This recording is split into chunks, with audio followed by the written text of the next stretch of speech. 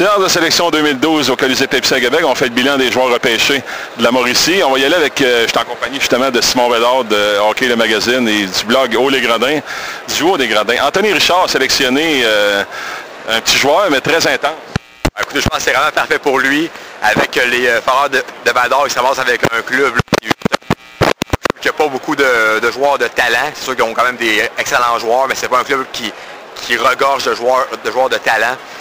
On avait dit, lorsqu'on avait parlé ensemble l'autre fois, qu'il fallait qu'il se ramasse avec un club là, qui était pour être un club peut-être en reconstruction, un club avec beaucoup de jeunes joueurs.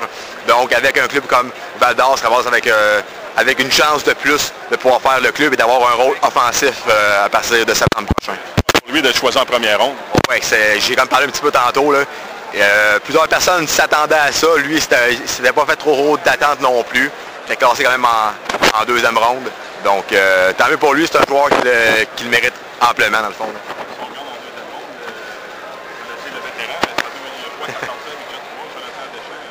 Solide défenseur choisi par la nouvelle équipe de Sherbrooke. Lui, il va faire sa place avec une équipe d'expansion. Ça aurait pu être un joueur qui aurait pu sortir en première ronde, c'est certain. Et comme preuve, il a quand même été le premier choix de la deuxième ronde. Donc 19e au total, c'est quand même excellent. Je pense que il se ramasse avec un club qui va avoir quand même beaucoup de vétérans, puisque c'est un club qui est en train de vraiment là, se bâtir en flèche si on veut, mais également beaucoup de jeunes joueurs qui vont avoir à faire leurs preuves. Donc, je pense que pour lui, c'est vraiment la meilleure place possible. Il ne va pas être trop loin de chez lui, c'est qu'une heure et quart environ. Va jouer pour un club qui a une très bonne organisation. On parle de gars comme Jocelyn Thibault, Stéphane Robida également.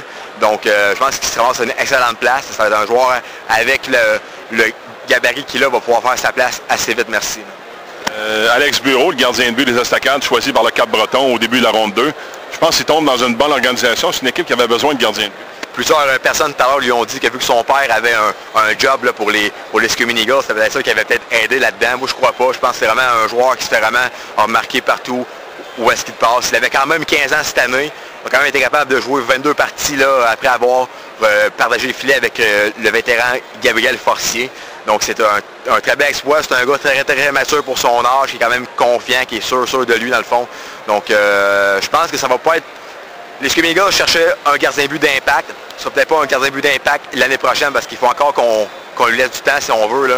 Mais je pense qu'à long terme, ça va être un joueur qui va pouvoir faire sa niche avec les Screaming Eagles.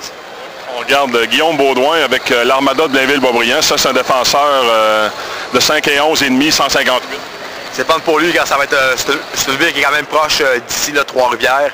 C'est un défenseur offensif. Il a quand même eu seulement 2 buts, 10 passes, 12 points cette année.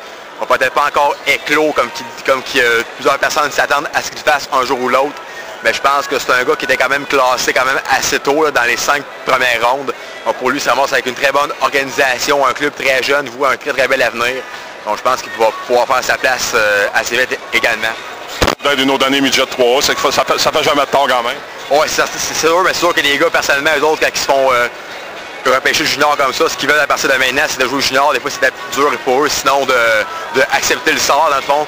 Mais je pense qu'il va sûrement avoir la chance de se faire valoir. On sait que Pierre-Olivier Grandmaison, qui a également joué midget 3 au cours des 2 dernières saisons, était un joueur qui va sûrement pouvoir percer à temps plein la formation là, de Blainville sous peu. Donc, ça va pouvoir l'aider peut-être pour l'adaptation et tout.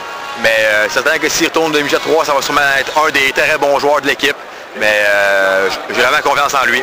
Pour les Décadérés, on leur pêchait Alexis Daou, un joueur quand même de bon gabarit, presque 6 pieds 200.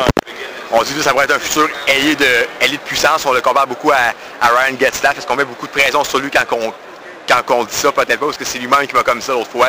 Je pense que pour lui, c'est vraiment là, une place rêvée. On parle ici d'un joueur qui vient d'ici Trois-Rivières, donc de pouvoir jouer chez lui. Il va également rejoindre des joueurs comme Michael Langlois, Félix-Antoine Bergeron et Samuel Landry, tous des joueurs locaux qui vont avoir la chance de jouer avec les Cataractes au cours des prochains mois. Je pense que pour lui, c'est vraiment super à son âge d'avoir la chance de jouer chez lui, de pouvoir vivre chez lui encore et d'éclore sûrement dans une ville proche pour pouvoir jouer devant parents et amis à chaque soir. On se parle, la ronde 6 va bientôt débuter. D'autres joueurs peut-être de la Mauricie qui pourraient être sélectionnés? Écoutez, c'est dur à dire parce que là, les 5 principaux espoirs qu'on avait parlé ensemble aux fois ont finalement sorti. Mais écoutez, on parle peut-être des gars comme Simon Fortier, François Aubry, qui ne sont pas les gars qui ont le plus de chance actuellement, mais qui pourraient sûrement là, en surprendre plus d'un. Si on pense à des gars comme Anthony Lapierre-Terrien qui sont loin, le défenseur Xavier Labonté qui n'a pas joué beaucoup de matchs avec le Midget 3A, mais continue, c'est un défenseur complet. Donc ça pourrait peut-être être certaines surprises. Je pense que le gros calme, là, la grosse tempête du côté des Estacades est maintenant chose du passé, je pense. Merci Simon, c'est un bon bilan.